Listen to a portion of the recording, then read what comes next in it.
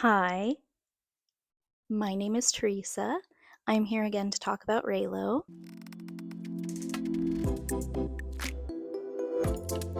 This is going to be part 2 of my Reylo Effect video series, and I have changed location. This is one of my bookcases, and yeah, I have more of my Star Wars books behind me, manga, literally just a jumble of things. We don't need to look at that one. I need to get rid of that one.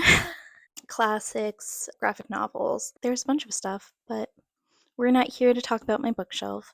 We're not here to talk about my background. We are here to talk about the Reylo fandom.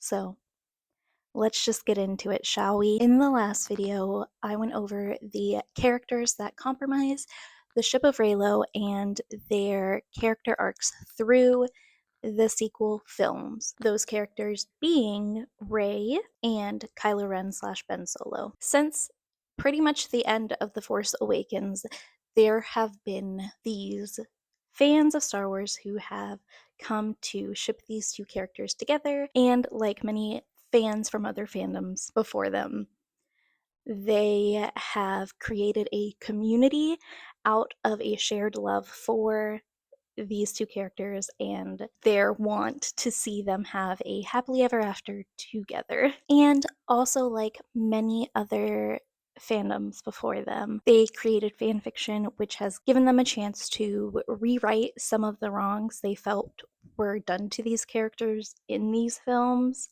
imagine these characters in different universes, and has just given them the opportunity to explore endless possibilities that these characters could find themselves in. The Reylo fandom has sort of become infamous on certain parts of the internet, including the main fandom of Star Wars, where they have, I would say, a pretty negative reputation. There has been some good criticism thrown their way, but there's also just good old misogyny and just the demonization of people's mental health and just kind of general ickiness of people criticizing these fans for being so invested in these characters. So let's take a deeper look into this fandom and the aspect of the fandom that has allowed them to find success within the publishing world. Okay, we are starting off fast and strong.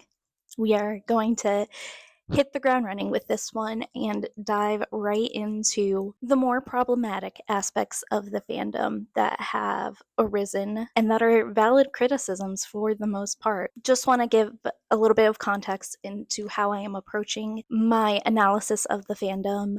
I thought about how I was going to approach this, and I wanted to give the fandom a fair, objective analysis. So I didn't invade fandom spaces under any false pretenses.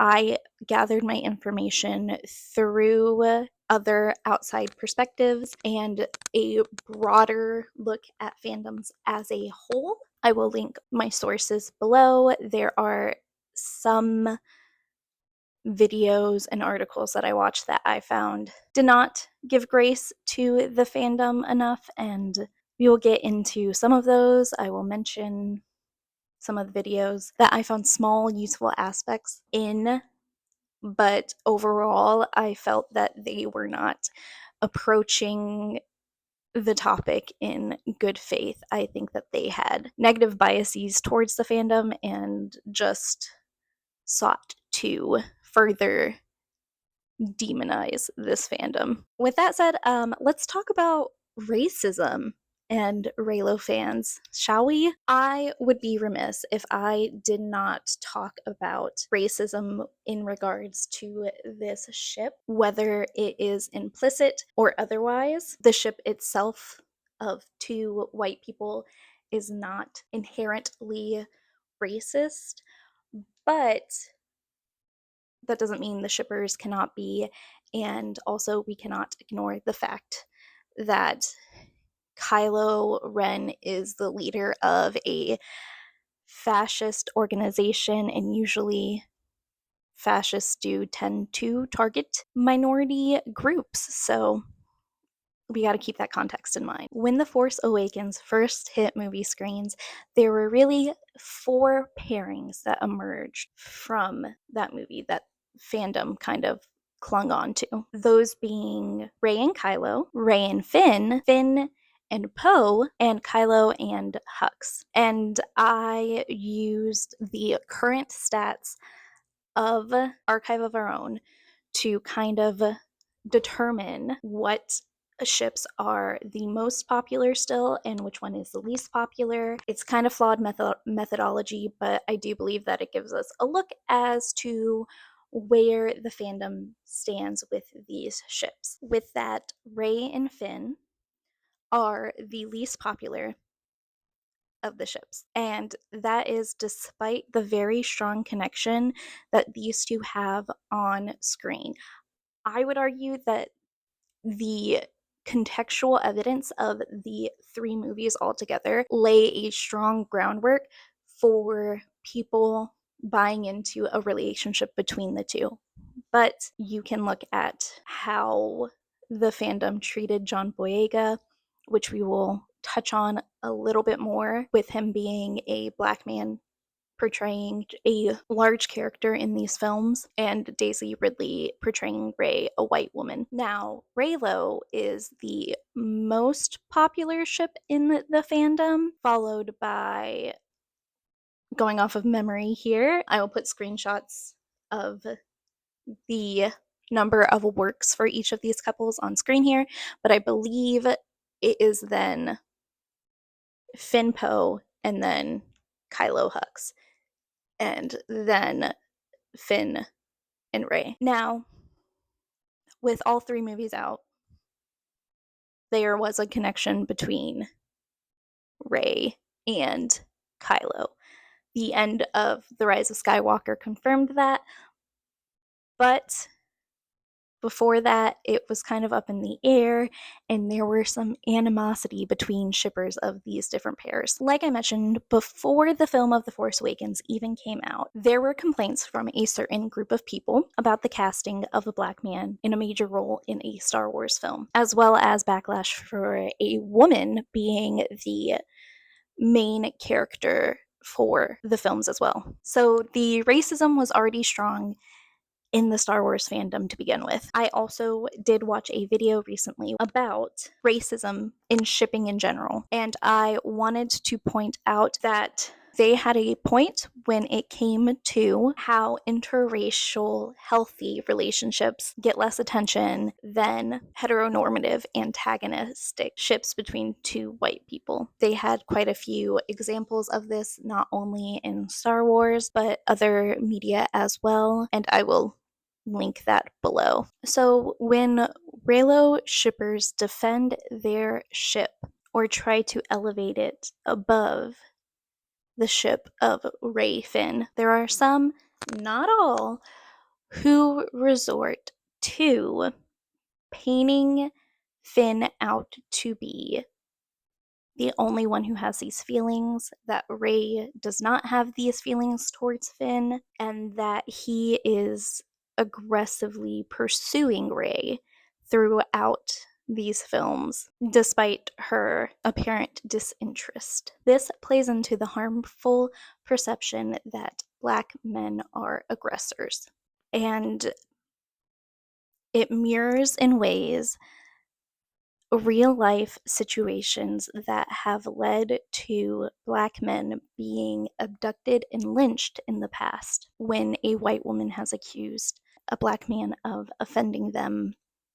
or romantically pursuing them. This can be seen in the quite famous case of Emmett Till, who was in fact a child who was perceived as a man simply because of his race, as black men and women are often adultified when they are children. Now, some may say that this is a exaggeration or overblown comparison to compare how people portray a fictional character to real life events and tragedies. Yes, while singular instances of Reylo fans portraying Finn this way, or Star Wars fans in general, don't always directly result in harm. Continuous perpetuation of these stereotypes contribute to the overall culture of racism, and that does very much include the racism that John Boyega has experienced, as well as the broader context of our world in which Black people have to worry on the daily about getting brutalized and killed for simply living their life. And there are definitely instances in the past of Reylo shippers being unkind and just downright hostile towards Finn the character, as well as anyone who supported his character. The actor had valid feelings of animosity between Reylo shippers because of that, and we will dive into that a little bit later as well. But there are instances where racism has been very apparent when it comes to Reylo shippers. And I'm not saying that racism is a rampant problem within the fandom, the Reylo fandom being very specific. Racism in the Star Wars fandom is definitely a rampant issue. But what I am saying is that Reylo shippers who have an issue with Finn as a character or have a reactionary response to people who find value in Finn and Rey's relationship, as could be seen in a recent drama on TikTok where a Reylo shipper turned author was exposed for portraying Finn's character quite negatively in their fanfiction, but other Reylos were quick to call out that behavior and kick this writer from the fandom. But yeah, not saying everyone in the Reylo fandom is racist, but if you have a problem with Finn, then I would just suggest that you re-examine your biases. And now let's talk about sexism and the Reylo fandom. I'm gonna say something, and I don't think it's super controversial, and I'm hold this belief pretty firmly that people, mostly men, hate anything and everything that teenage girls love. And it perpetuates this in our culture. We can look at the phenomenon of Taylor Swift, the backlash that she has faced by NFL fans when she shows up for 30 seconds on their TV screens, when she is being a supportive girlfriend. And we can see this throughout many other instances. Shipping and fandom are not an exception. It is true that the majority of Star Wars fans are men. It's not by a huge margin. A lot of female and femme presenting folk are Star Wars fans, and those people do tend to congregate in fandom spaces such as Tumblr and Archive of Our Own and other community forums, while men tend to, and this is broad strokes, I actually don't have any evidence to back this up, this is just observational behavior as someone who has worked in a retail space that caters to more nerdy pursuits, as well as someone who has attended conventions and as someone who has actively participated many years in fandom spaces. Men typically show their love for this type of media through learning as much as they can about the topic, attending conventions, reading books on the topic, reading official material on it, Googling and participating in Reddit discussions. That is how I have seen men engage with Star Wars. For women, femme presenting, and even non binary folk, I see that they interact with media and their fandoms in a different way. I see it through fan fiction, through discussions on sites like Tumblr, through attending conventions as well, and also through reading books. The community building is seen differently through archive of their own and Tumblr versus Reddit. And that's not saying that those folk do not also go on Reddit. There are plenty of Reylo Reddits.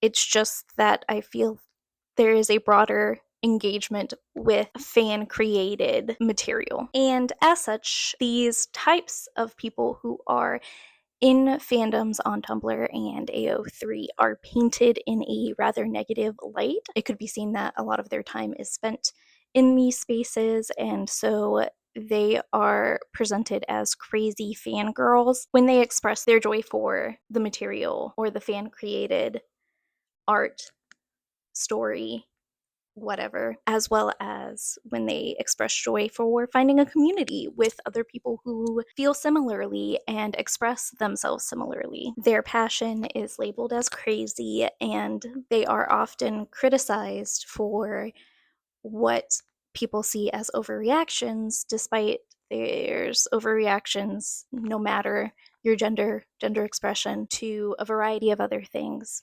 We all have heard of people setting cars on fire, climbing grease poles when their sports teams don't win, the like. But one is taken much more lately than the other. People find the reaction to sports amusing, people find fan fiction weird. And this is nothing new to Reylos. You can see this in the music space with the Beatles as well as One Direction. You can see this in the Star Trek fandom. You can see this with the Supernatural fandom. You can see this in many, many fandom spaces. So the sexism isn't new.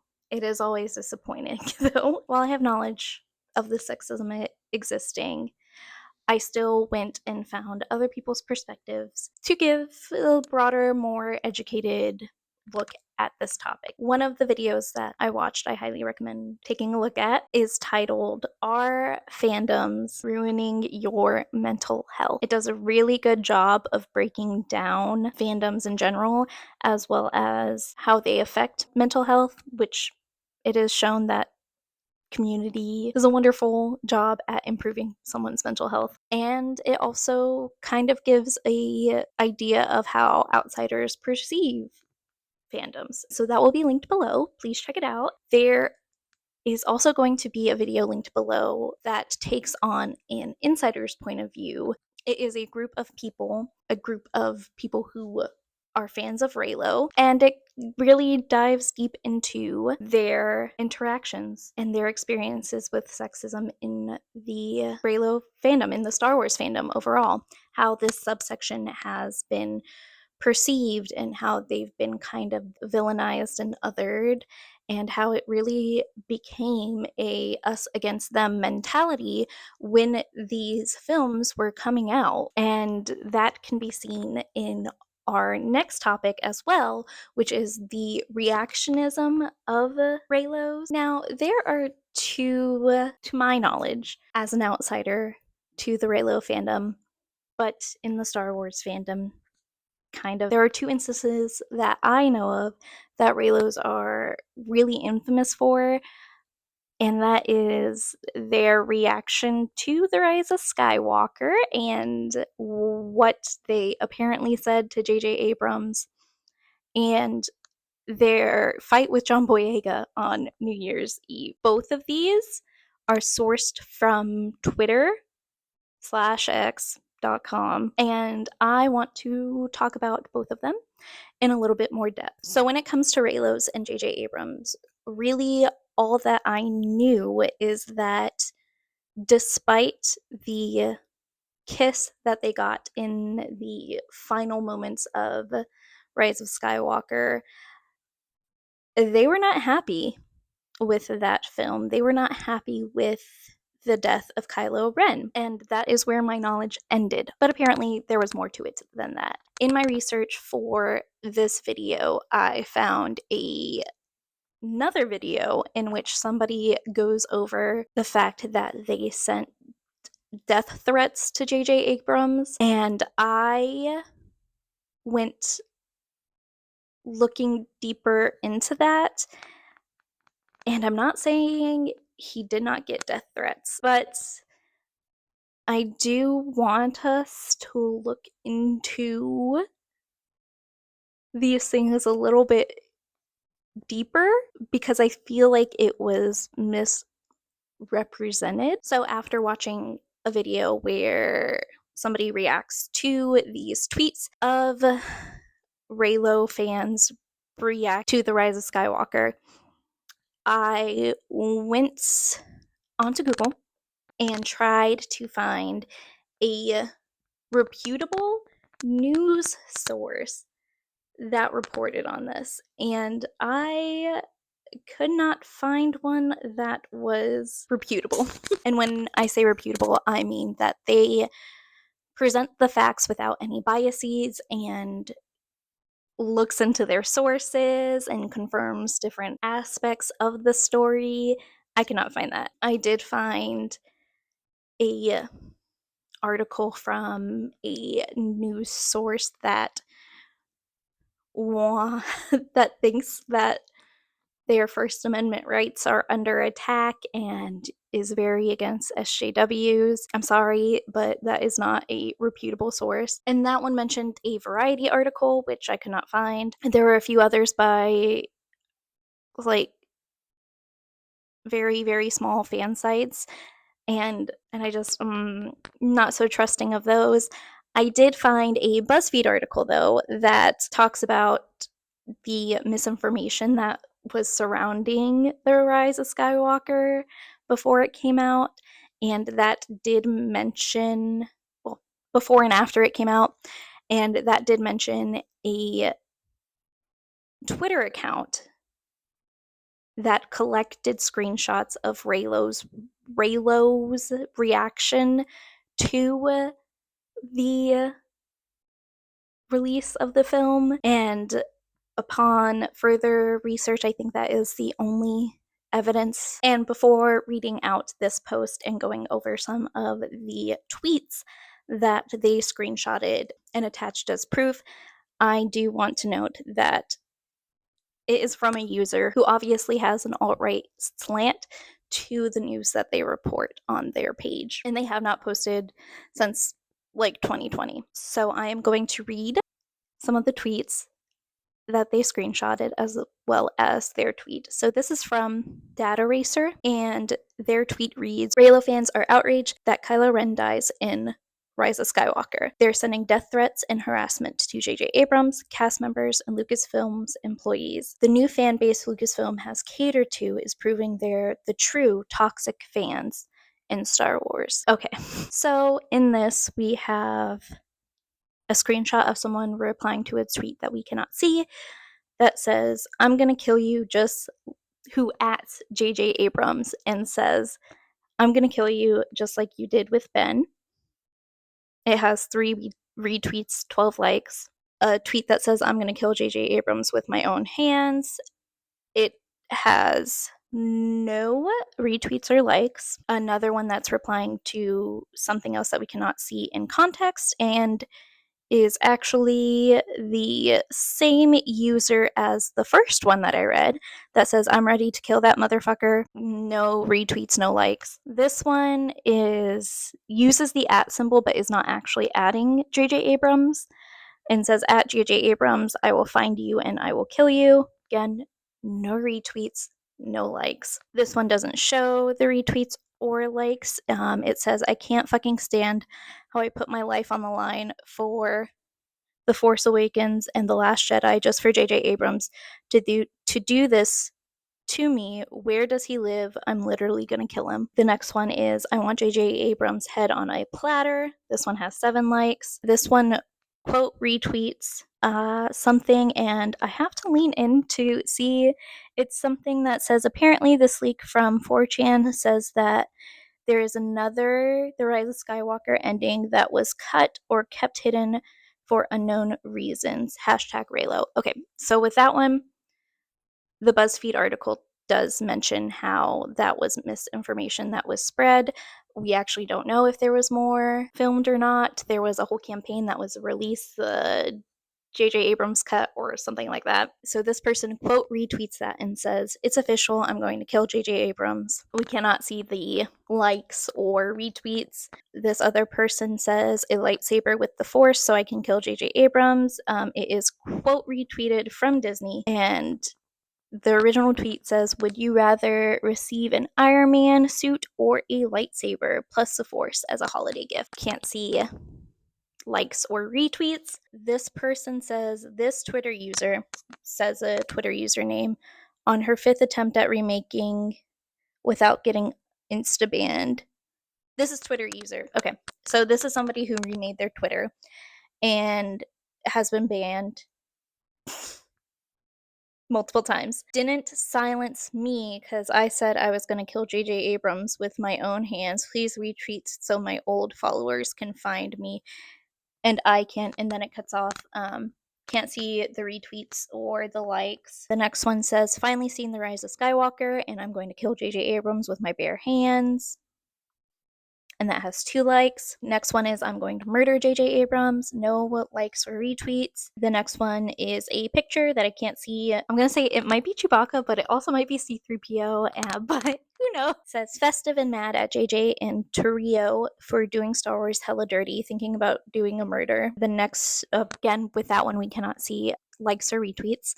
The next one is a keyboard smash. "I'm gonna K-word JJ Abrams." No likes or retweets. The next one says, "Die J.J. Abrams," with 1 like. The next one is, "J.J. Abrams, I'ma kill you," with 2 likes.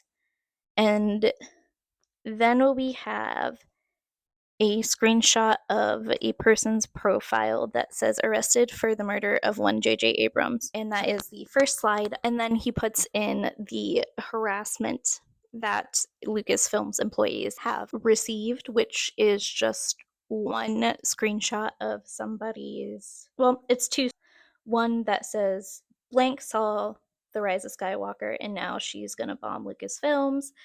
And the other one is a reply. I don't know if it's a reply to this person or if it is a different reply to another one, but I did a shitty ass screenshot here and I actually blocked out what it says. But basically, it says, "I love when I literally need to alert bomb threats against my workplace. Happy holidays," I guess. That is pretty awful. I would say, if you don't know if it's a joke or not, don't post it on Twitter and just report it. That's just my 2 cents. But then it is a lot of people who are basically saying fuck you to Star Wars and J.J. Abrams over the release of The Rise of Skywalker and the reaction. The reason that I pointed out the likes and retweets, I'm not saying that it's not terrible, horrible that people were retweeting this, but 1, Twitter is a cesspool of negativity. 2, these were not high engagement posts. I'm not sure of J.J. Abrams' frequency on Twitter. I'm not sure if he is in charge of his own Twitter. I'm not sure of many aspects of that. It's possible he didn't even see these things. And I'm not minimizing this at all. Like, don't send fucking death threats to people. Don't at people, don't say you're gonna kill someone. Like, if you're mad about that stuff, put that in your group chat. Don't post it on a public platform for people who obviously have an agenda about Star Wars fans, a specific type of Star Wars fans, and is trying to use your tweets to paint you out as a crazy person. Just don't do that. A lot of these were taken out of the context of which they were said, what replies they were. Some of them weren't, and they were terrible, but we have to look at who is posting them, why they're posting them, if it's really good intention to be like, hey, like, this is a rampant problem. There's the issue of that we don't know if these people were Reylo fans. We don't know how many were Reylo fans. I'm sure a few of them were. I'm sure maybe the majority of them were, but not all of them were. A lot of people did not like The Rise of Skywalker. It was not a great film. And so this instance of this instant reactionism and posting it on public platforms resulted in this debacle that was big enough to where I heard about it. So that is an issue that needs to be noted. It is a problem. But again, it's not a problem that is contained to just the Reylo fandom. And it's so gross that someone takes these statements, which should not have been said in the first place. Cannot stress that enough. Should not have been said in the first place. But to then equate those statements to all of the Reylo fandom and blame them specifically for the hate that this film got is wild. And it's gross. And it plays into the misogyny and sexism of it. The misogyny, sexism, and racism of it all because of the person who used that to spread this information. But again, it is not singular to the Reylo fandom. I have seen it in the supernatural fandom. I have seen it in the comic book space. I have seen it so many times where fans step over boundaries, have reactions, have this reactionary force to things that they don't like, and they take it out on creators and cast, and just they don't have a good place to vent, so they vent in what they see as their safe space. But then it becomes an issue because it becomes an echo chamber of this negative emotion, and just it spirals out of control, and some bad eggs will do something extreme, and it will be something extreme and terrible, and it will be used by people who want to paint these spaces in a negative light. They will use them. So it's valid criticism. You shouldn't be saying that to people. And I like to believe that the fandom has gotten better.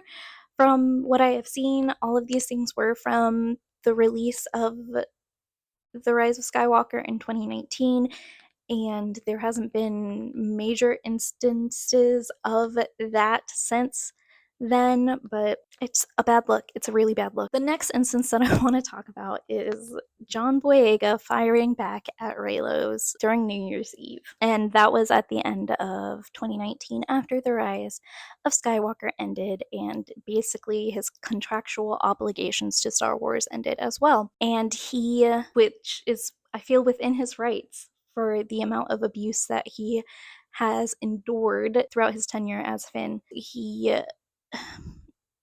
responded to someone with a joke. It was a joke that I did not like. I didn't think it was funny, but Reylo fans really dogpiled on him, and he gave it back to them, and I think that was well within his right. I don't want to go too much into this because I just want to bring it up to emphasize how this fandom and fandoms in general can be very reactionary, and it does no favors to your ship or your fandom. This behavior needs to stop. Don't interact with cast members outside of situations where they initiate the interaction, whether it be conventions where they are there and they have a line for meet and greets and signings, or they have just left that option open. Don't interact with them and expect them to be kind or nice to you when you're being a dick to them and invalidating their experience, and just stop. Stop it. Get some help. While researching for this topic in particular in this, I found a very thorough article that I will link down below, and I highly, highly, highly, if you are going to look at anything in the sources for this video, look at this one. It's really the most comprehensive one that I have, and I think it has a lot of good things to say. And this article is called "It's a Trap: Reylos, Racism, and the Whiteness of Data in the Harassment of Women Online" by Rebecca Harrison, and this was written shortly after New Year's Eve 2019-2020, and it goes into the kiss at the end of The Rise of Skywalker and John Boyega's social media posts and also just online harassment. It is a response to Katie McCourt's article of When Systematic Hatred of Women Online Goes Unnoticed, What Does It Say About Us? And basically kind of refuting that it conflates Reylos with all women online and calls out targeted harassment of Reylo in that article. This article addresses a number of elements of that article. It really examines important aspects of this fandom. What I wanted to particularly highlight in this section of reactionism and Reylos is her breakdown of the situation on that, where she says that the New Year's Eve kerfuffle between John Boyega and Reylos is this apparently is more targeted abuse aimed at Reylos, whose account names have been exposed to Boyega's millions of supporters, but having experienced a tiny sexist fraction of the hatred that Boyega does just for being a white woman with things to say about Star Wars. I understand his response. It's like Sarah Ahmed says in Living a Feminist Life, published 2017. When we are on the receiving end of oppressions that dictate the infrastructures of our daily lives, we will eventually snap. And if you think these are the only soul crushing experiences of racism Boyega deals with on a daily basis, well, I have news for you. When we see people snapping under the weight of oppression, our response should be to call out the systems of harm that affect them, not their snapping in the first place. Anyway, if the racist accounts are just sock puppets pretending to be Reylos, as McCourt seems to suggest, then there's no problem. If they are real, white Reylos, the community needs to do better to call its racist members in and hold them to account. Boyega shouldn't have to do it for them. And that's really it. Even if what John Boyega said was sexist and a little bit untasteful, it is nothing compared to the abuse that he has suffered by not just Reylo fans, but Star Wars fans overall. And the instant on New Year's Eve is just a response to one, him being free of the obligations of Disney, and him finally getting a chance to really express how he feels about the entirety of his experience. And instead of trying to pin this as a sexist attitude that he has towards Reylos, who are predominantly white women, not saying that there aren't fans who are other genders or other races, but predominantly white women. That's not the issue you should take with this. You should really focus on the fact that this man has had to deal with a lot of racism and you are adding to it and you shouldn't be. And really, the sort of reactionism that Reylos have shown in such situations are not appropriate at all. I want to talk about what a tight-knit community that the Reylos have formed, which has encouraged its members and really provided this opportunity of growth for members within the community to pursue their dreams of things like publishing, and those who go on to achieve such success have a built-in audience already there to support them. And I think that is a wonderful thing. I will go over that more, and I will probably have an outfit change because I don't really have much more time today to film. So I will dive deeper into this subject next time you see me on camera. Hi, it's been a second. Last recording of the Reylo video was a lot. It was kind of tiring, to be quite honest, but I'm back and I'm here to finish my thoughts on all of that. We last left off talking about the tight-knit blanket they kind of have over themselves, the camaraderie that develops with fandoms, such as Reylos. And I think that as notorious as this fandom is, it's good to note that they do have good qualities. I think that it's important to highlight those qualities instead of just highlighting the negative. The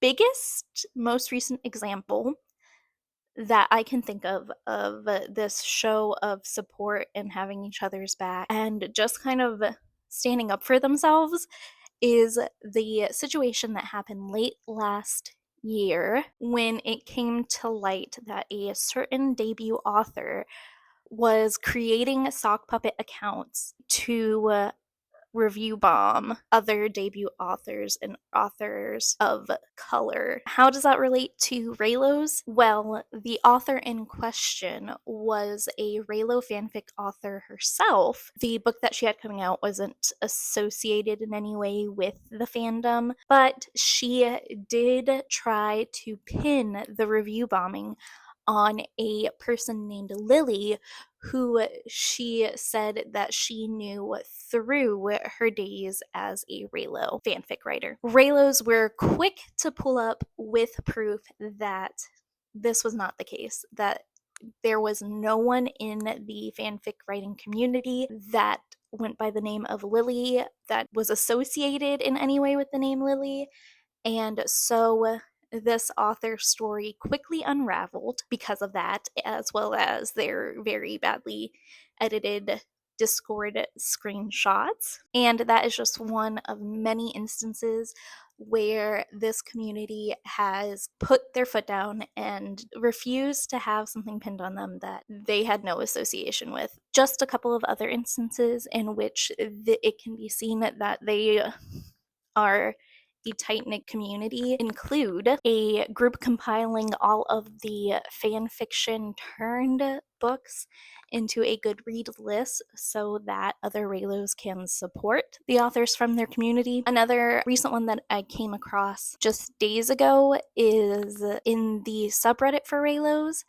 They have instituted a rule against using AI generated art, against sharing it in the community, since their community is filled with very talented artists, and AI basically steals from artists and uses work that is not theirs to use to create images. So AI is theft, and it was nice to see the fandom take a firm stance against that. These are just small instances where the Reylo fandom have come together and shown how fandom is a great community for those who not only share similar interests, but also for creatives. It is a space where creatives can truly thrive. And I personally love to see that. And as I've mentioned before, the Reylo fandom is not unlike many other fandoms that have come before it. You will see the same peaks and pitfalls as many other shipping fandoms. Much like others, you will find the prevalence of RPF, real person fiction, which further encourages the harassment of the actors. It's also just a little bit weird, a little bit of an invasion of privacy. The harassment of creators and cast and crew is not new, but I feel like it is exemplified in the Reylo fandom because it has had a spotlight shown on it, because Star Wars is a humongous fandom, and I would say that it is more diverse than other fandoms. I would say that men participate in fandom a little bit more in the Star Wars fandom, and I do think that that has affected fandom that is normally kept to those who are femme presenting. It's shined a light on them and made them a little bit more public, which has led to some stereotyping and demonization of those who participate in fandom that I feel is more traditional. At this point, I am rambling, but I do think that the Reylo fandom, being a sub fandom of a fandom that is so large and is so, what is the word that I am looking for? Reactionary? No. It being a part of a fandom, the large fandom that is so vocal and so opinionated, has led to a spotlight on particularly the bad eggs of the sub fandom, which is super unfortunate. We are coming to the end of the video. Let me give you my final thoughts, my takeaway from this deep dive into the Reylo fandom. Rebecca Harrison, who wrote the aforementioned article, has really captured what I have taken away from this deep dive into the Reylo fandom. She's done it so perfectly, specifically in regards to people's perception that Reylo reinforces harmful behaviors, specifically in the terms of relationships, as well as people's overall behavior both in and outside the fandom. When she writes, we can enjoy the films and ship the characters without turning into them, and no one deserves hatred on the basis of shipping two age appropriate adult characters. We can and should respect one another. And that is where I will leave this video. If you feel I have missed anything important, please let me know in the comments. But I do ask that you be respectful. If not, it is my prerogative to delete anyone's comments. Up next, I will be diving into the comparison of fan fiction versus published work. First up in this list of readings is My Roommate is a Vampire. I did film that video before this one, as well as before the previous video on this. It's been a hot minute since I've looked at the footage, so I'm also interested to see what I had to say about the book and the fan fiction. If I remember correctly, yeah. Thanks for watching, and hopefully I will see you guys in the next one.